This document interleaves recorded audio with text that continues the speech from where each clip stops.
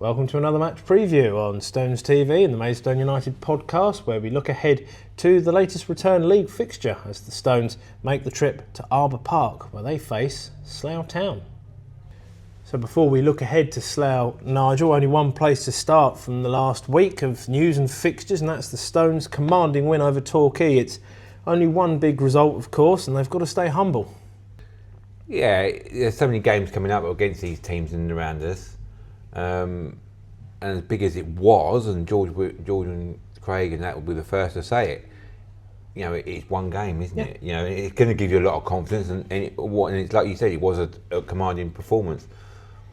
But it kind of makes the preview that we're just going to come on to now, the Slough game, even more important, isn't it? Because that's where the league is going to be won and lost. You know, against the teams that are in that sort of like 10 to sort of like 20 mid-table range.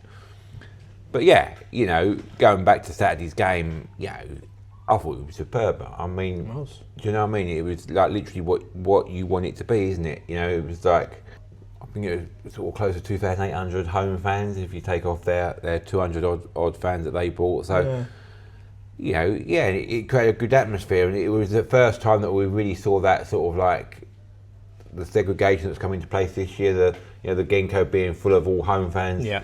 And it was, you know, that second half, we just carried on where we set up in the first half, wasn't it? And George said it in his post-match as well. Every player put a 10 out of 10 performance in. Even the subs come on, and I was really impressed with Riley Court, and even Jordan Higgs. He's had a run of the team now, captain the side in Sam Corn's absence. And I thought he was a real driving force in that midfield. He really got us up the pitch, and Bailey Johnson playing a little bit, and we've seen him come on in that Worthing game and started in Chelmsford, sort of more out on the wings. Yeah, a little bit isolated, I think, at times there, but playing that more central role, and he was going left and right, and he had a shot in the first half that just couldn't keep it down. But you can see that these new players are starting to integrate themselves into the team now, and and at the back, how good's Temi Owekwa? You know what I mean? He's like really coming into his own now, isn't he? And Reece Greenwich is there as well, and George Fowler. You could, and Alexis Andre Jr. I mean, Jordan's come out in the press this week and said, he rates him as probably the best goalkeeper in the National League South now. And if you're keeping 50% clean sheets in your games, you're doing your job. You are doing your job. Yeah, and a lot of it as well is not so much.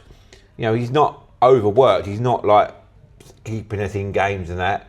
But he's making saves at crucial times, and that's sometimes more difficult because, where we are switching on, isn't it? Yeah, exactly. It's like you can easily, and I think he was a little bit guilty of that early in the season, where we was so dominant in games, and we should have seen these games out. But you get a mistake, you make a mistake because you lapse of concentration and you let teams back into the game. But I just think it was an all-round really good performance, and I think even. Extending that to the management team in the dugout, the substitutions were made at the right time, and when Torquay had a little bit of a formation switch, we reacted to that, and we wasn't, we were very proactive in our sort of what we was doing on the pitch, and I think it was helped by that big crowd, and you can see that a lot of these players that we talked about, that sort of intimidation factor from the home crowd early season. You can now feel they're very comfortable playing in that environment, and this is our fortress now. And you've got to do more. And going on the back of the Worthing game, we probably played better against Worthing and didn't get a result for it. So it's pleasing that against a team that is in and around us, we have actually got the 3 points, and that's 4 points we've taken off of Torquay now this season. And it's that stat that we keep rolling out, but it takes it to 13 wins, and what was it, 13 wins. 3 draws and 2 defeats. The one Nigel takes to bed with him. He loves it. But it's when you've got such a good sort of, there's no rhyme or reason to it, but you have got this sort of like hoodoo over them, and it's just good to sort of continue that, and let's just hope it doesn't. We can break our hoodoo, because I think once we go into the Slough preview, they've always notoriously been a bogey team for us, haven't they? Yes, we've not done too great against them. But so, that sort of leads into the preview that we're just about to do. Keeping it positive in that case, and just quickly about the fans, in non-league over the weekend, only Southend and York had more fans in attendance. Yeah, exactly. So it was the third most attended non-league match in the country over the weekend. It was probably bigger than some. I haven't looked at the actual EFL figures, but I think there'd be some that were less than that. Yeah. So keep coming to the Gallagher. We want you here to support the lads between now and the end of the season. So a couple of midweek fixtures relating to the title run in Nigel. Boreham Wood's 4-3 win at Hemel in the 96th minute on Monday. And then Dorking went to Hampton on Tuesday and dropped 2 points thanks to that 89th minute equaliser from the home side. It's never dull in the National League South, is it?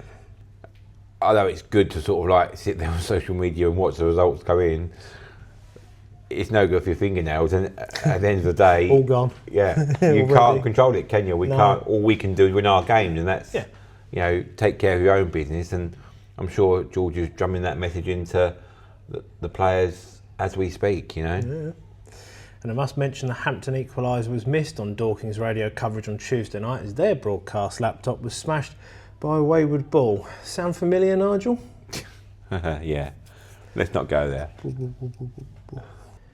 So the 3-Up campaign that the National League has just launched, every member club in the steps there signed this letter to gain 3 promotion spots out of the National League into the EFL. So that would mean that come the 25-26 season, at the end of it, you'd have 3 sides relegated from League 2 into the National League and 3 sides promoted out of the division and into League 2 at the start of the 26-27 season. The National League currently has 15 clubs that are former EFL clubs.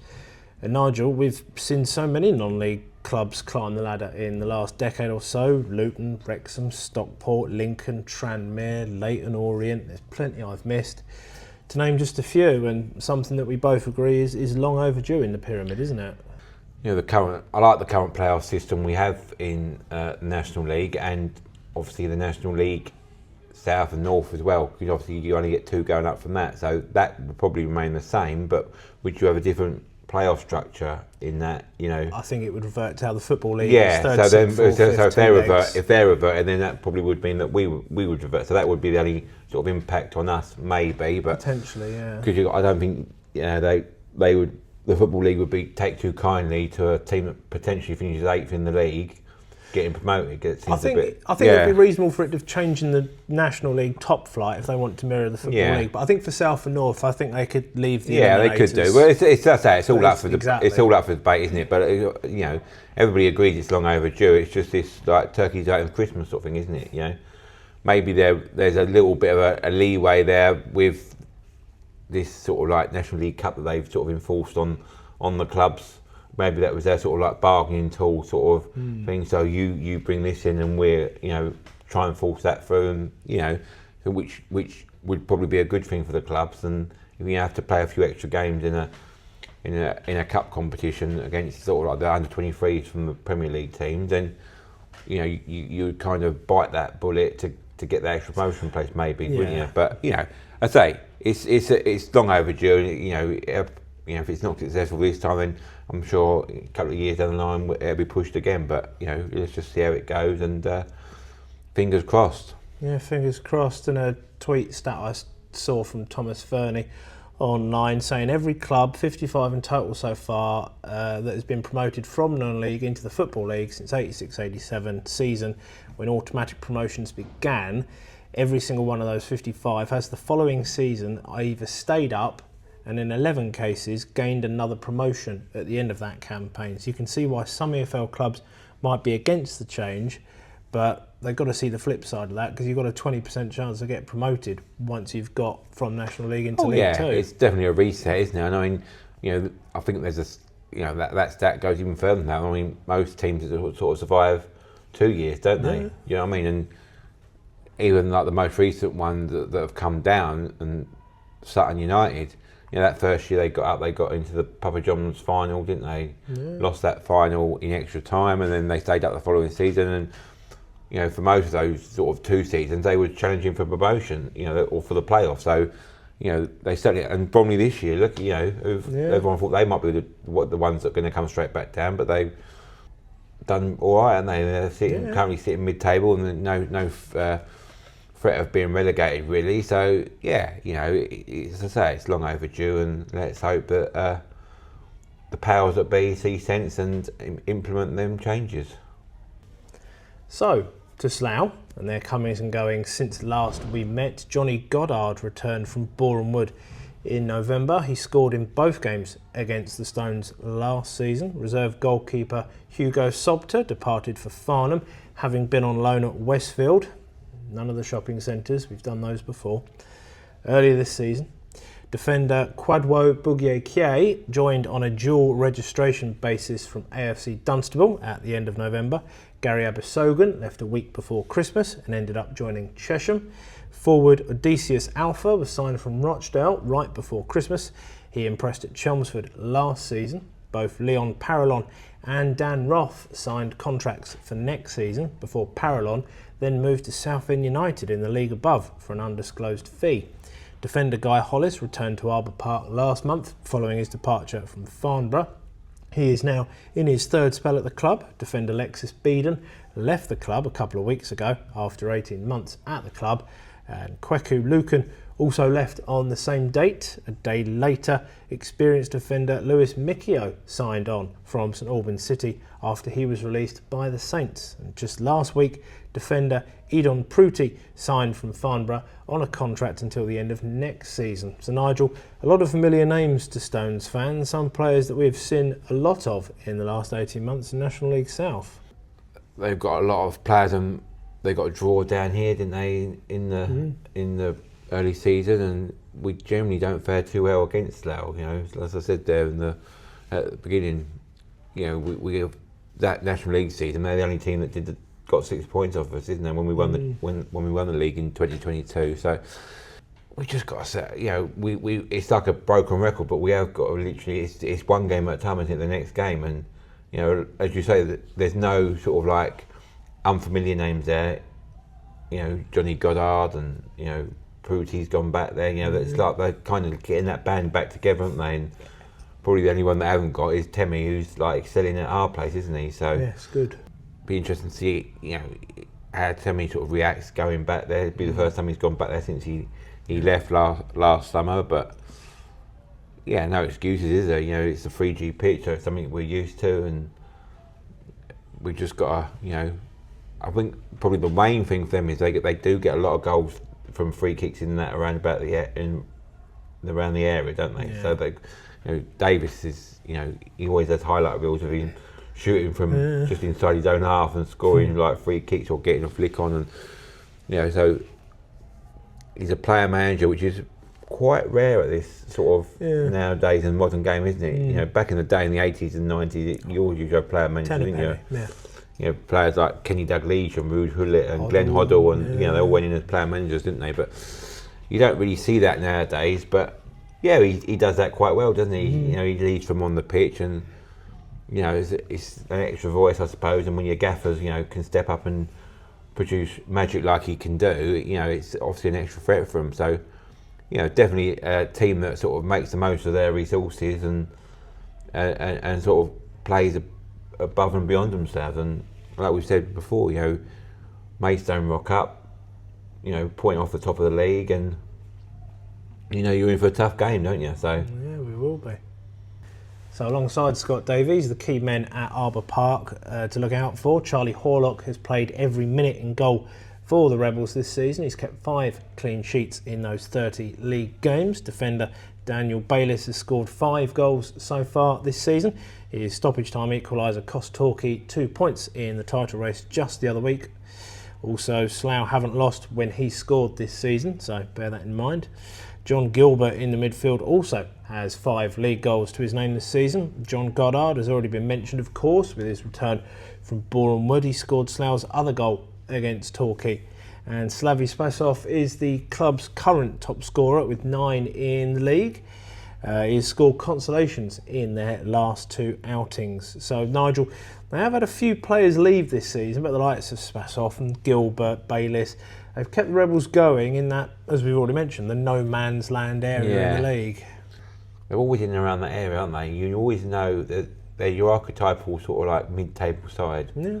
I think that's what we struggle with a little bit. It's going to be interesting for sure because, as I say, we've never really performed there. Even in that title winning season, we've not really sort of like, that was our sort of like one little blip there, other than the Dorking in that run-in. Like I say, there's no excuses. We've just got to execute our plans, haven't we? And we're on a good run of form ourselves, and hopefully, they're not in a good run of form. I think they're winless in quite a few games. We'll come on to the stats in a minute, but let's just hope that we don't give them sort of like something. Don't do anything stupid. That's what I'm sort of saying. Don't get an early red card or something so you're up against it. Don't give them a sort of like something to cling on to, and it's just about ticking the boxes and going through your routines and your preparations. And despite the couple of losses we've had in the month of January, we're still overall on a really good run of form, aren't we? So it's about just carrying on all that good work and trying to eradicate the mistakes. Exactly. So, to the form of the Rebels, Slough got past Chatham and Maidenhead in the FA Trophy before a trip to Kidderminster proved a step too far. They lost to Woking in the FA Cup the week before we met at the Gallagher. And the Rebels have played 19 league games since we last met. Only 3 wins in that run, including home wins against Bath and Dorking. 9 defeats, only 2 at home, and 7 draws. That has seen them drop from 4th to 15th in the league. They have lost 5 of their last 7 and haven't won since November the 26th, when they won 3-0 at Chippenham. So Nigel, as you've already alluded to, they've really slid down the league table since last we met, but they remain hard to beat at Arbour Park this season, as we found out last season to our cost. Exactly, and that the fact that they've beat Dorking again shows that they can raise their game for the big games, and so that all of these teams are going to find that. I think they got a draw with Torquay a few weeks back, didn't they, on a Tuesday night? So it's not an easy place to go, and it is kind of like, has got the reputation of being like the graveyard for title contenders, isn't it? They sort of are like, it's a badge of honour for them to sort of like raise their game for the big games, sort of thing, isn't it? It must be frustrating as a manager that you can literally do that and then potentially the next week go and lose a game to like a team that's in the bottom 4. But like I say, they're not in any danger of going down. So if you can give the fans something to sort of like these little highlights in a season, then you're going to take the opportunity, haven't you? So it's just about us doing the right things and not giving them that opportunity to sort of cling on to a result and get a either a draw or a victory. It's just about being professional and doing the right things and going there and putting in a performance. Fingers crossed. So if you can't remember all of the players from the previous meeting, then why not head back to our previous preview video and podcast from this season for more information on Saturday's opponents. The links to the video and podcast are both in the description below. And if you can't make it to the game on Saturday, be sure to tune in to Darren and Alex from 2:40 on Stones Live. You'll see them on the hot take and hear them on the highlights once they go online. Well, last time we played Slough, I riffed on Petula Clark's Downtown, which went down well. So with all my heart, this is my song, which will lead me on as a melody man to colour my world with a happy heart, the cat in the window, the bird in the sky. I can't remember how it was before. Thanks to you lot out there, as always, for watching or listening to the latest preview. Like and subscribe on YouTube and wherever you get your podcasts. Search for the Maidstone United podcast.